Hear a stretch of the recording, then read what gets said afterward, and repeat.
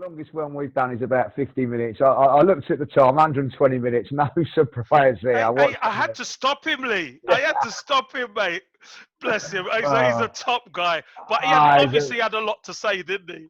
Yeah, he's a top guy. He is one of the nicest fellas you can ever wish to meet. You know what I mean? It's a privilege to know him, to be fair. Massive Arsenal fan, loves the Arsenal, very, very passionate. But just like us all, gets frustrated if things are not going right. And, you know, he tells a good story, but, like, you know, he's like Jack and Ori, and he goes on and on and on. He's a great fella. Like, I'm loving these ones, by the way, getting people on. Harry was on the other week as well, wasn't he? In the North Bank. Freezing cold day against QPR, 0-0. It was a horrendous game. It was so bad. There was about 20 minutes to go, freezing cold, and Martin Keown and Paul Merson were warming up on the bench. So I certain amount of Stuart says, got to bring Merson on last 10, 15, try and win this game, you know. Oh no.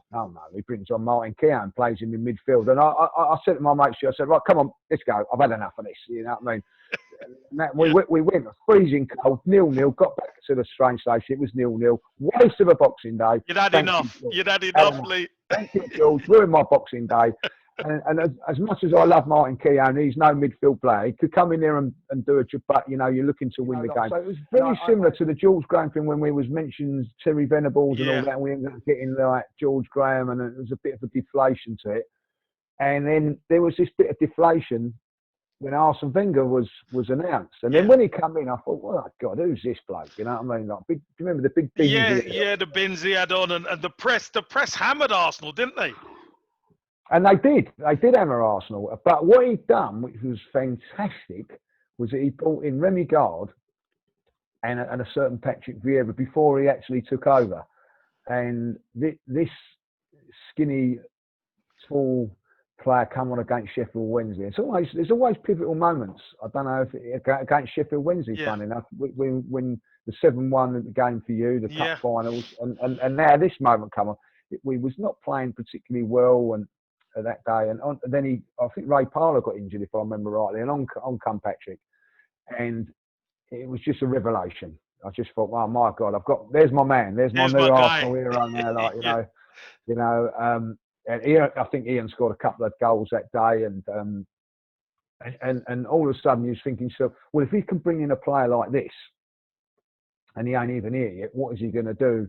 And I think Paul Merson had just come through all these troubles by then, was looking fit, and all of a sudden we obviously Arsenal come in then and played against Blackburn, right? He got another couple of goals, and we was looking like a fantastic team there. I jumped off the ladder and I phoned up my brother and I said, you know, it's great, isn't it? Great news. He's gone, what's great news? You know what I mean? I said, Sol Campbell. So he's gone, what? He's gone to his left as he's gone to me. I said, no, he ain't got Man United. Man United, mate. No, he ain't come. You'd never do that. I said, oh, he is. And it was great, exciting signings. You know, and you just thought this was going to go on and on. The swell. Yeah. You felt a swell. Look, I'm playing for other teams, but I'm an Arsenal fan. So when I'm seeing the moves that Arsenal are making, Lee, I'm like, wow. So they've signed Sol Campbell now. That obviously is a set cornerstone of the defence again now. Do you know what I mean? And, you know, and we still had Tony Adams at the team. Well, exactly. He was thinking that, you know, that Tony was going to move Tony's on. when he finishes, there's a cornerstone still there. And you just thought there was just this project that was going on. And it was just, you know, Alex Ferguson, who was taking the mickey out of Kevin Keegan and people like that. Then Arsene Wenger come along and he got onto him, and I loved it. You know what I mean? We got this manager that had the class to go head to head with Man United, who were a great side at the time. Super team, yeah. Super team. Never looked like getting better. All of a sudden, we was competing with them, and the great games with Roy Keane and Patrick Vieira. It was just an absolute blast being an Arsenal fan. My next favourite team would have been the '98 team. I've got to say that. You know, it had players in there that, you know, for me, you know, Ian Wright was a big favourite of mine. Patrick Vieira had become a big favourite there. Tony Adams still there, doing what he was doing. The famous back four. Yeah. It was just you know, and the football then Kev, I've got to say, you know, I thought we played some great football in '91. People don't give that credit team of what it was. You know, I think we was top goal scorers and I think conceded 18 goals. Conceded only 18, yeah. Yeah, you know what I mean? It was fantastic. But this team changed, I think, changed English football. It changed it all with the team. You'd have played against this team as well. Yeah, so, yeah. You know Jeez, I mean? Did I? Yeah, Jeez, you know what I mean? yeah. And I'd imagine, you know what I mean, that even though that they were your mates, Keown and Adams and Bo, they weren't going to give you no. And I love that about it. So it doesn't matter if it was your mate; they're going to come through you. And listen, we'll have a drink after. Yeah, and there was. We'll be friends after. No friends on the pitch. As soon as you cross the white line, you're getting it. That's the way. That's the way we train. So yeah. And there was that mentality about that team, and for me, you know, to go and win the double was fantastic. You know what I mean? Like never seen. Do you know what, Kev? Is the one.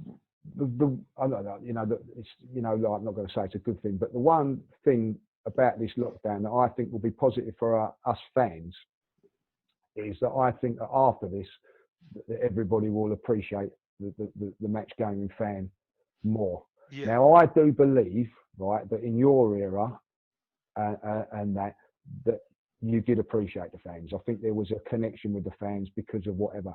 I feel that that's gone away a little bit. And I think now they realise, you know, when you're playing into an empty stand and all that stadium. I watched, I think the Newcastle game the other day. You know what I mean? Just click you know what Newcastle? It's a massive stadium. Yeah. See that empty. You know what I mean? No Geordies in there that were by fanatical fans, by the way. Yeah. To see that not there, you're going to start to appreciate. You know what? We're going to appreciate these fans. And I also think that even they said on Match of the Day the other day, Sheffield United and Leicester might have got something against Arsenal and Chelsea respectively if their fans had been there, because they would have pushed them.